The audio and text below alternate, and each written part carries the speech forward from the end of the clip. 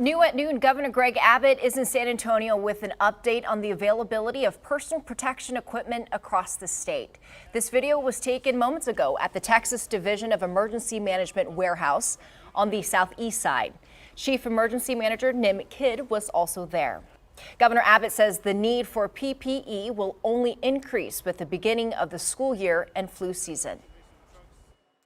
We have abundant supplies to make sure that we will be able to continue to provide PPE to schools, to hospitals, to nursing homes, to testing sites, to any operation in the state of Texas that's going to need PPE in response to the pandemic.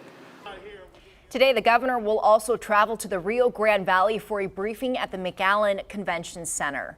The governor recently announced that the center will be converted into a healthcare facility to help take some of the burden off overwhelmed hospitals in the region.